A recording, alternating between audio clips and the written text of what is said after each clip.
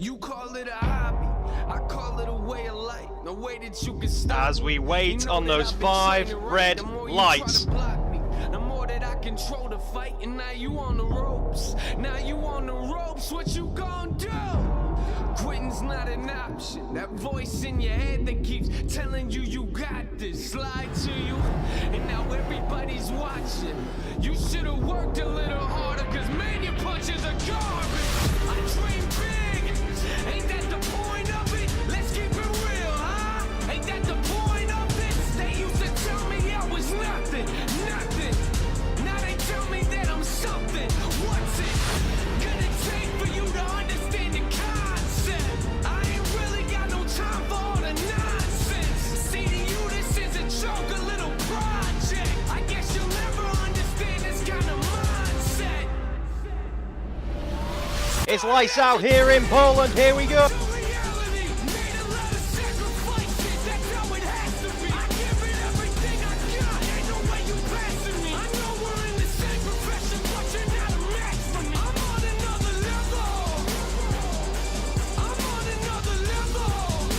Oh, he's compromised. He's compromised.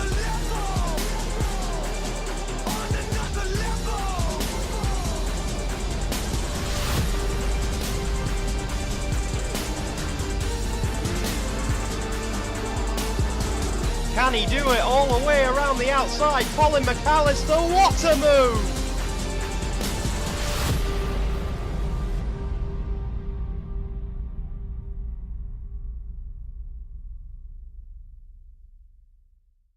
Hello everybody and welcome back to the ISR AIC, 1 week on from the Canadian race at the Circuit de Gilles Villeneuve last week, where we saw an impressive Team EQU 1-2, the first ever 1-2 in the history of the ISR AIC.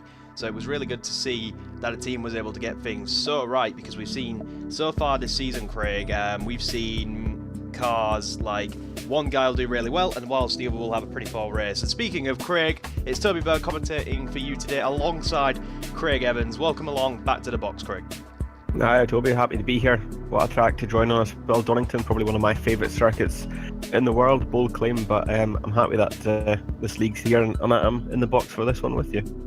Yeah, it's good to have you here. I commentated on my own last week and things got a little bit hectic, so it'll be nice to have some backup when push comes to shove in this one. We got a little bit of news to report on before we get underway this afternoon, and that is the fact that we've had many seasons, Craig, for the signing of Season 2 of the AIC, which is starting a few weeks after we get Round 7 finished in Okayama. And we've had the likes of Joshua Robert Wood swapping up teams. He's trading in GTFG for the likes of JSR, which is actually Rothman's SLR, undergoing a name change. We've got Gareth Lennon being kicked out of SLR effectively by the owners after upsetting them by talking to Mackay and Brew, which is turning into Bentley Iron Brew Racing. And we've got Charles McBee going from Mackay and Brew to fill Joshua Robert Wood's place at GTFG. We've got Northern Lights Racing and I Love Base changing. We've got Pro Race UK entering. We've got Auto back 765. It's been a complete silly season and pretty hard to keep up with.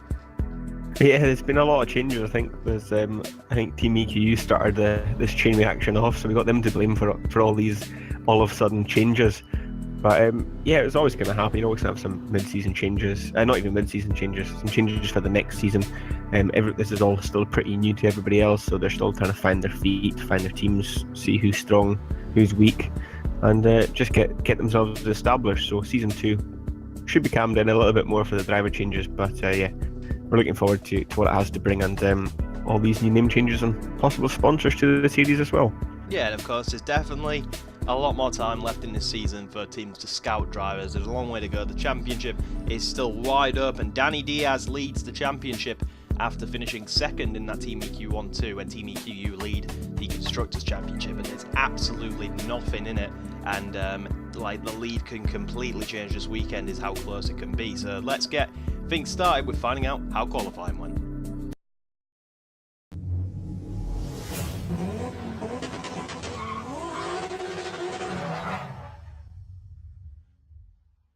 So as we take a look at qualifying, it is Joshua Robert Wood that managed to secure pole position, I believe for the first time this season, taking that pole position point, but he was only just ahead of Nut Martinson in the Force Physicar, a career best in the AIC qualifying position for both of them then, and a great stuff. Great stuff to see Ross McFarlane up in 3rd place after struggling most of the season and coming under pressure from his team to get some points on the board, up in 3rd place ahead of Callum Spencer.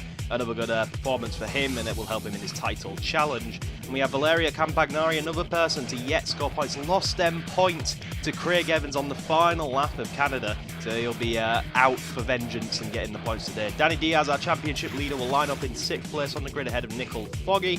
And then we have Christopher Pettersson, another championship contender, very serious championship contender, Christopher Pettersson, down in 8th ahead of Stephen Paul, Mr. Consistency, doing a great job for GTFG. And then we have Douglas Anderson ahead of Josh Martin, so another good performance for Josh Martin, but not as high up as he'd want to be, as he's striding to aim higher. Him and the Northern Lights team are trying to get higher every weekend. Zach Swade will be a bit disappointed after winning in Canada. He'll be a bit disappointed with 12th place on the grid ahead of Toby for ISR. Charles McBee again, after his podium in Canada, will be a bit disappointed with 14th. 15 was all Craig Evans could muster. Colin McAllister down in 16th ahead of Evan Imre, Andrew Pavia in 18th, Rhinus Melngales in 19th, and all the way down in 20th, a second and a half off the pace, is Gareth Lennon, and that is not a place where a potential championship starter would like to start, Craig. No, not at all. He's got a lot of work to do to kind of get back into the points and kind of put himself up there. And Rhinus McGuinness as well, I don't think he scored any points since his 2nd place at the start of the season either. So yeah, there's 2 big names there that not performing to their best of their abilities. No, coming under a lot of pressure from their teams respectively, and maybe that was a reason that triggered the discussions in SLR, but we won't linger on that too much as we head off to the race, and it's going to be Joshua Robert Wood versus Nut Martinson into turn 1. And there's not a lot of time to be wasting here then as we get ready for the start of the race, and you can see the red lights in the background are on now, and lights out and away we go. And what a start for Nut Martinson. He's going to go around the outside of Joshua Robert Wood before they even get to turn 1. Martinson ahead then, as we see, I believe that's Callum Spencer challenging Joshua Robert Wood around the outside as we go into turn 1, side by side action. Spencer gets a pretty good run, and it looks like he might be able to challenge as we come into the Crater Curves. He's going to have to do it all the way around the outside though. That's a bit ambitious, but he's going to do it anyway. What a fantastic move from Callum Spencer. Gives him a little shove out just to make sure that the move is done. And now Joshua Robert Wood is going to come under pressure a bit from Danny Diaz, but he tries to challenge Callum Spencer to get that position back from him. We see a Nemesis Online Racing car trying to get back up there as well. But what a dismal start for Joshua Robert Wood, Greg.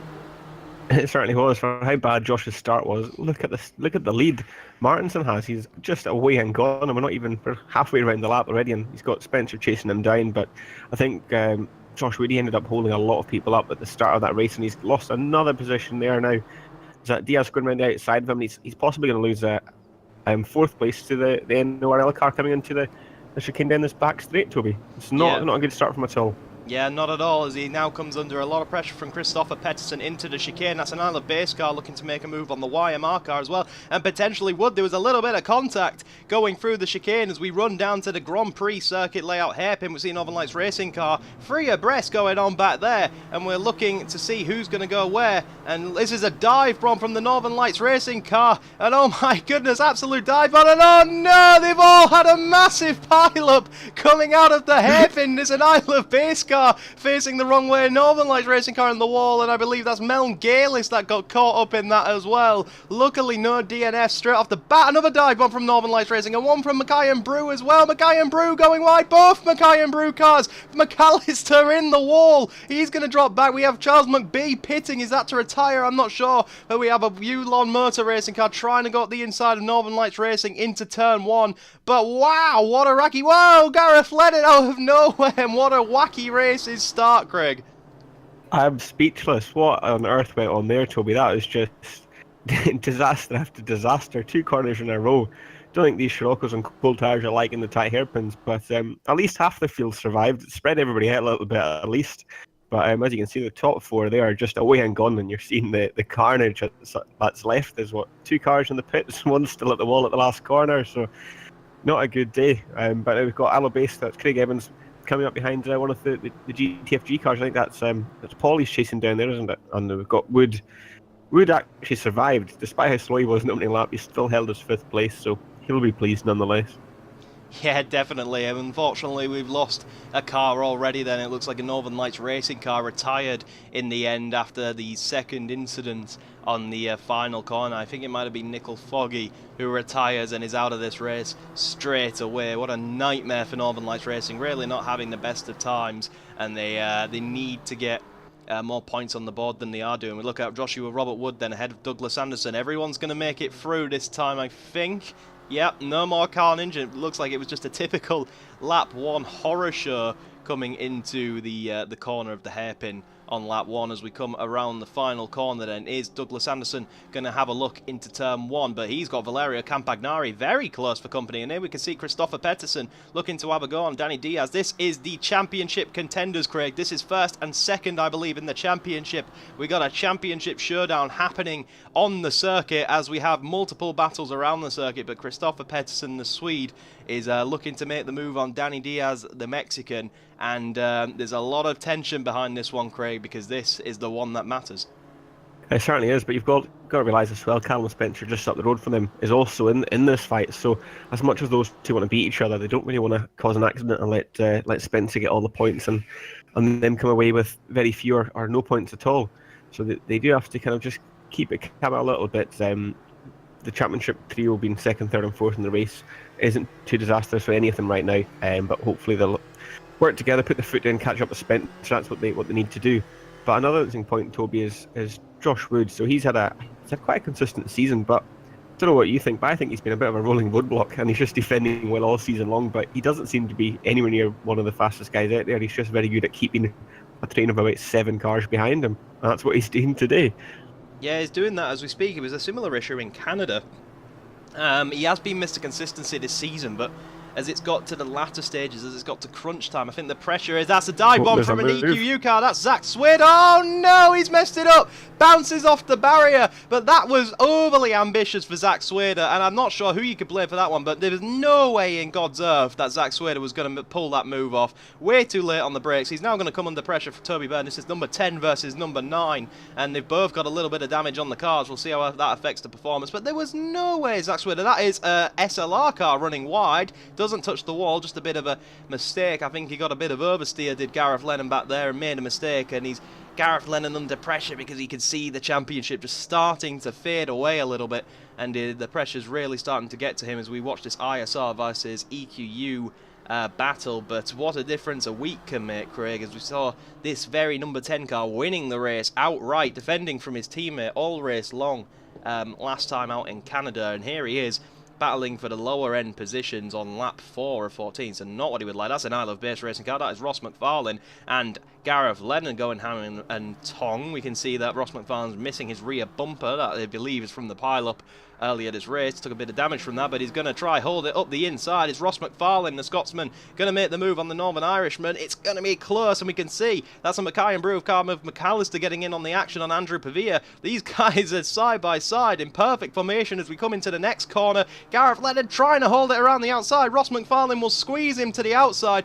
Not sure if he's going to be able to get away with it, but they're still side by side as we head to the chicane, and none of them showing signs of giving up. Who is going to be the victor into the chicane? Oh my God, is Andrew Pavia going to try and make it free wide? He thought about it, thought better of it, and Gareth Lennon gets a little bit of a push from Andrew Pavia. It kind of helped him, but unfortunately a superior exit for McFarlane sees him just ahead as we come into the hairpin. Who is going to be victorious on this one? Ross McFarlane will break a bit later. Colin McAllister will break really late. Wow, 2 moves in 1 for Colin McAllister. But oh no, he gets a little bit of a tag from Gareth Lennon, and Gareth Lennon gets the position back, and so does Pavia. So what a nightmare for McAllister, Craig. 2 positions made in 1 move, and then 2 positions lost on the exit. He was lining that one up perfect through the SS round Melbourne hairpin. He was just following McFarlane the whole way, trying to just push him through so he could follow, but he just lost all momentum on the exit there, and that's not what he wanted. But Pavia will be happy with that one because he was hung out to dry around the hairpin, but he's still in contention here. And as we can see with Spencer coming into McLean's now, he's catching up on Martinson a little bit now as the laps go on. So that lead that Martinson built is going down gradually, and this could be important for the championship. As we said before, Spencer is also in that fight along with Diaz and Pettersson. So if he can get a win here, that'll really boost his title hopes. But I don't think any of the Force Fizzy team have got a win or a podium this season, so Martinson wanting to hold on to this for all he's worth. He's got 10 laps to go, so it's a long way yet for him. Yeah, this is a big moment for the Force Fizzy team in terms of the constructor standings and the driver standings. Wow, that was Anderson getting very close to the back of Joshua Robert Wood as we come into the hairpin. Once more, he's going to come under a little bit of threat, I would imagine, from Valerio Campagnari. We ride on board with the Italian, braking late, but not making an overly ambitious move like Sweder did, who effectively ruined his own race just by being a little bit silly, thinking he had more grip on the brakes than he really did. But yeah, this is an important time for Force Fizzy and a little bit of pressure potentially for Nut Martinson. Wow, Douglas Anderson gets close to the rear of Joshua Robert Wood as we come on the start-finish line. Valerio Campagnari is very close now to the back of Douglas Anderson. Will he have a go into turn one? He's close, he's gaining. Is it going to be enough? I'm not sure it will be, no. He's just going to be a little bit hesitant and stay where he is. Valerio, of course, yet to score any points this season, so he doesn't want to be doing anything too drastic. We have heard slight reports from the NORL camp that Campagnari's seat is under pressure. If he cannot score consistent points, then they might be looking at another NORL contender for next season. So a little bit of pressure for Campagnari as he goes into this battle, Greg. Yeah, he's not the only one. I think Ross McFarlane of Alabase doesn't have any points either, so both of them have a lot to prove. But Campagnari's doing a good job here today, just following this duo in front of him now. Doesn't need to make any rash moves, like you said, Toby. Just needs to sit and get some solid points and maybe pick up the pieces here, because Anderson's looked a bit feisty earlier on in this race, and yeah, it could all kick off here. But then the backseat they come. Wood's holding them up, like we've seen a few times this season. But it's only two cars here, so he is showing some pace. They come into the SS9. Nobody's looking to make a move just yet. It's all bunching up nicely, as you can see in the very bunched up there. But I was just going to say, you can see in the distance, Spencer's right on the back of Martinson now as well. Equally as close as Anderson is here to Wood. Coming into Melbourne hairpin. Nobody's making a move just yet. Campagnari's looking up the inside of Anderson. He's gone too wet into the wall. Oh, that was it's a repeat here, Toby. I don't think these cars are liking taking the tighter line, putting the power down, and it's just understeering out into the wall on them. So it looked like it was going to be a good move. He was going to use Anderson as a bit of a break in a wall, but not Anderson let him go and let him understeer into that wall like many other cars have done. He's now under pressure though from Evans. Yeah, it's like a switchback of very weird proportions. It's like they just go for it, or we've seen cars go for it like Campagnari and Sweder into the wall like that, or we've seen cars get a bit hesitant to avoid the wall like McAllister, and either way they're not making a position. So it's tough to see what you go for. Do you risk it and potentially go in the wall, or do you just back out and not have the bottle? That there, Craig, I believe, is Byrne and Sweder, and they have swapped positions somewhere. So Byrne ahead of Zach Sweder. Now we can see a GTFG car coming under pressure from a Force Fizzy car in the background, as well as we watch this battle of Evans versus Campagnari. And Campagnari will be trying his utmost to prevent Evans from getting by after that last lap incident in Canada last time out. But look how close Callum Spencer is to the Force Fizzy. Now this is where the pressure has gone. Surely Spencer has heard and seen firsthand the accidents that are happening at the hairpin if they get a bit greedy. Is that going to play into his brain, as he knows how important this is for the championship? He knows how important this is for the race, but he's going to get mega close. But he's not going to risk a move into the hairpin. He's going to keep his nose clean and just continue to follow the Force Fizzy around on this lap. We see a lot of cars getting very close in the hairpin, very close again as we come into the final corner, the battle for the lead. A little bit of pressure might be coming into Nut Martinson's mind right now. He's not led a race this season, so this is the first time he'll be feeling the pressure of leading a race, but we know that Nut Martinson is a seasoned racer. He's not new to the pressure of racing, but in terms of the AIC, this is his first time out front, and he's not really got the pace that Spencer has right now, Craig, but he's doing a good job to keep him behind. Yeah, as they're coming in the Carina Crowds here, he like you said, he doesn't quite have the pace that Spencer has, and he's got two other highly competitive drivers closing down on him as well. This is the championship fight in his rear view mirror, and Diaz has closed up a fair bit in the last couple of laps as well. So Spencer's got to watch out that Martinson doesn't hold him up too much, but at the same time, he doesn't want to make any moves that could put his championship fight into jeopardy. Second place would be good. Obviously, a first would be even better for him, but he just wants to. He's gaining points on Diaz by being in front of him now. That's where he needs to be. But yeah, He doesn't want Martinson to hold him up too much, because that'll get Diaz into the fight. And if they start scrapping, you never know. Peterson could then come into that as well. But as you can see in the background, everybody's kind of just spreading out a little bit. They're fanning out a little bit now. There was a lot of two-car battles going on, but that's spreading out a fair bit now. And the main battle we've got is this one for the lead, Toby, as they come into the Melbourne Hairpin for the 6th time. Yeah, and it's not a battle we'll turn down.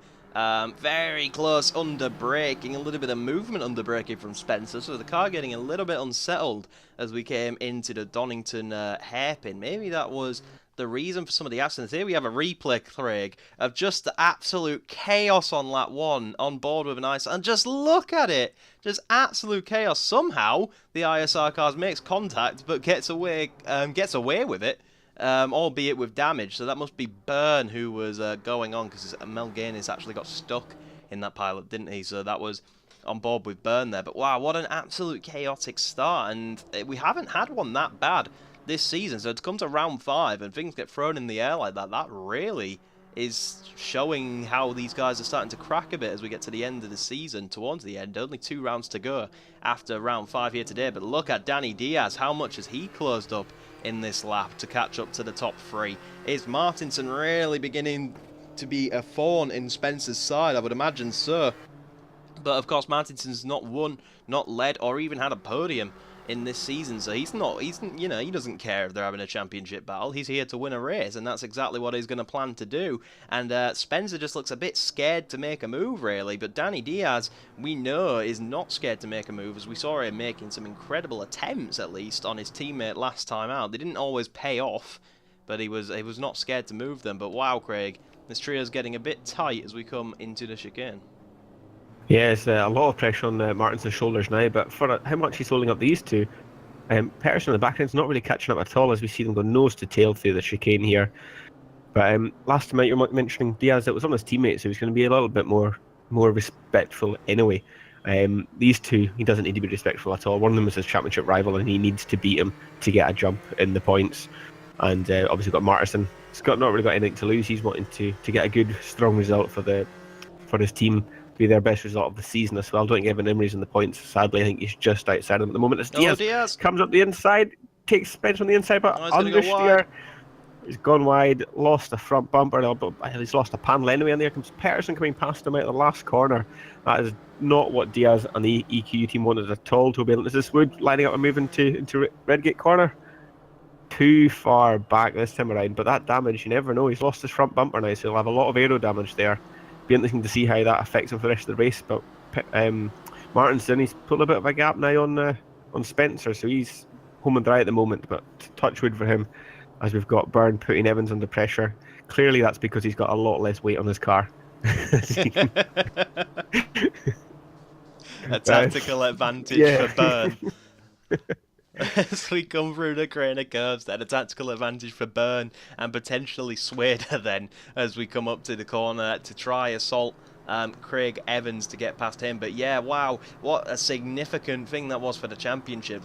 That was the top 2 in the championship swapping positions, and we're having some issues, it would appear like, with the AI and the Donington circuit. We're not sure of those. We're going to try launch an investigation, but wow. Oh, look at that. Look at that. Is that Joshua Robert Wood going to try go up the inside of Danny Diaz? That would be significant for the championship. Wow, Danny Diaz, an iron wall in his defence. Managed to keep it around the outside and swoop, and now we see Evans coming under a bit of pressure from Byrne and Swader alike as we ride on board. We don't ride on board, we're watching, and Danny Diaz is moving under braking. Looks like that aero damage is playing a significant part, and that's the championship leader in the wall. That's the championship leader in the wall, Craig. That is massive for the championship. That is unbelievable. He's stuck. He's trying to get it out. I think, is he going to be able to continue with that? Oh my goodness me. There's smoke. There is smoke coming from the back of that EQU Sirocco. Look at the smoke pouring out from the back left there, Craig. That is significant damage on Danny Diaz's car, and that means turmoil for the championship. Well, it's not what he wanted at all. I think that inside line just does not suit the AI at all. Obviously, you mentioned it there. There's been a few problems, and we'll look into it, but it just seems that inside line and also the damage he had just really did not help him a single bit. But this is going to really turn this championship on its head now. Both Spencer and Peterson are in prime positions to capitalise on this. Wood, we said he's missed the consistency. He's not out of this championship just yet. He is a little way back, and he needs these guys in front of him not to have a good result. But for Danny Diaz, that could be one of the first nails in the coffin for his championship hopes. That was massive for the championship. He will score no points while his rivals are running second and third. That is massive for the championship. That's a massive amount of points to lose, and you could just see Craig, before that accident even happened, we saw it happening, didn't we? Because he broke and the car wiggled and it darted to the inside line, and it was obvious that aero damage had already caused significant damage. Maybe he had front suspension damage from the initial impact with that wall earlier on, and you could just see as he broke, the car wiggled, it darted to the inside line. He was out of control, I think, Craig, before he even met the apex of that hairpin. And yeah, he met up with the wall, as we see Sweder coming in hot on the brakes on Byrne. Wow, wow, wow, that was very close. And he managed to get away with it this time without hitting the wall on the outside. But Danny Diaz had to retire due to all kinds of failures on the car. We saw the pillar of smoke, didn't we, just pouring out of the back of the Sirocco, and it was quite significant how noticeable the damage was. And like you said, that is massive, massive news for the championship as we watch this battle for between the ISR and EQU car, Craig. Yeah, it was that Scirocco was not in a good condition at all. He wouldn't even get used on eBay for that one. But yeah, he's had to retire. Not good, I'm afraid, for him. We came from Canada last week where you've got the Wall of Champions, which didn't claim anybody, but Donington has claimed a lot of people today. So I think we might have to rename some of the walls here, Toby, because they're taking all the cars out of the race here, and in a way, it's taking some good battles away from us, because at the start, until that first accident, everybody seemed quite close together, and I think it was shaping up to be a good race. It has been a good race, but it would be nice to see a lot more cars carrying on, and with all their bits still intact. Yeah, definitely. It's a learning curve for everyone, really, isn't it, this first season? It's a learning curve for the AI, a learning curve for the championship organisers, a learning curve for the teams running in the championship. You know, everyone's learning at the same time. Pettersson has actually caught Spencer quite a bit over the last few laps as we watch the cars come through the chicane. I believe in the background we can see EQU and ISR in the background still going hammer and tong, very close. Yeah, there is the battle as we see. Certainly need a hammer and tongs to put those cars back together. Yeah, we're going to need more than a hammer and tong. It's a battle off the panels. Maybe Jeremy Clarkson's magic hammer might solve some of the issues. As we watch Northern Lights Racing getting a bit squarely under the race. Gets a little bit of a push along from Stephen Paul. Who is that? Then that will be Josh Martin, won't it? Because we lost Nickel Foggy on lap 1 in that huge pile-up, unfortunately for him, as we see Stephen Paul. He's going to go up the inside. Oh, not again. He goes wide and just kisses the wall, and what an absolute nightmare these AI are having here today. But that's really opened up an opportunity for Evan Imre and Rhinus Melnganis to potentially go after the Northern Lights Racing car. And yeah, like we say, it's a learning curve, and these guys are really struggling. But whatever lessons we learn today, Craig, we can take with us into future seasons. And that's all we can really do for now. But for now, the race is on, and these AI have all got to deal with the same problems and see who can get the job done. Yeah, definitely. I think the other thing as well is these are obviously front-wheel drive cars, so a bit of understeer and is not helping these guys at all. I think we saw that with Stephen Paul. He had the brakes on as well, so it certainly wasn't just putting the power in too early. There's a bit on like, oh, we've got a bit of a move going on here. Is this somebody's coming past Josh Martin? Is that Evan up the inside? He's obviously got the tactical advantage of a no bonnet. And got Melnganis coming as well. Oh, these lighter cars are making light work of this, aren't they? So, but Josh Martin's not giving up yet. He's had the slipstream from Imre. Imre's pulled back onto the racing line, into the SS side by side. Martin and Melnganis, who's going to get this position, create the corner. Very nice and clean. Nobody's wanting to lose any more bits and bobs. Martin's got the exit there. Melnganis had to take a tighter line. Stephen Paul, he just dabbed on the brakes there. I don't think he realised which way Melnganis was going to go, and he lost his advantage that he had. Into the Melbourne hairpin though. We've got Melnganis. He's tagged him. He's spun him around completely, Toby. Melnganis has taken out Martin in the hairpin. At least it saved him from hitting the wall. But he's taken another car with him. Oh my goodness, that was an absolute pit manoeuvre. Unbelievable scenes from Rhinus Melngalis as he's now under pressure of the compatriot of Ross McFarlane. Maybe going to get a little bit of revenge as we start the final lap of this race. But wow, unbelievable. What happened there? Did Melnganis just get in too hot on the brakes? Was that red mist? What happened there? That was very Interesting, and then we can see it's under investigation. It says 64 Foggy. That is a mistake on the steward's behalf. It is, of course, Martin, like we saw. So an incident involving cars 32, and it'll be number 13 then under investigation for causing a collision. And what do you think of that, Craig? That's your typical front-wheel drive quarter panel. I'm pretty used to that myself, racing in the Kia and the BSR. Any tag in the rear of the car is going to go. So that's pretty much what that was. But I think it's just, again, that unpreferred line for this kind of car going through the hairpin.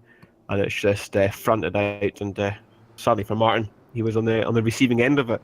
But we're coming up to the S's again this time around. We've got Robert Wood has caught right onto the back of Peterson here, and he could be looking to line that move towards the end of this race, Toby, as well Spencer's caught up to the rear of Martinson once again.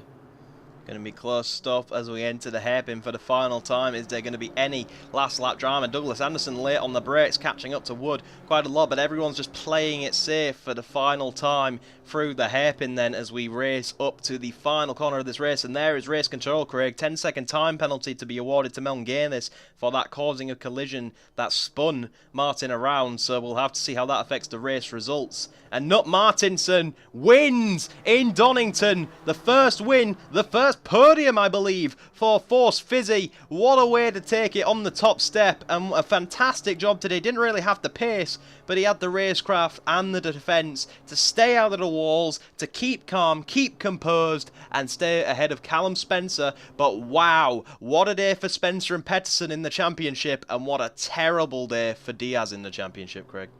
Well, first of all, we parties long into the night for the Force Fizzy team. Evan Emery, I think he managed to sneak into the points as well, but we'll get the standings shortly. But to get a win, the first podium, a win on the cards for them, they'll be over the moon with that. But yeah, championship, that's blown wide open now with Diaz getting a DNF there. Both Spencer and Peterson racking up some nice points on the board. And even Wood in fourth, can't count him out just yet. It's going to be an interesting fight going into the remainder of this season.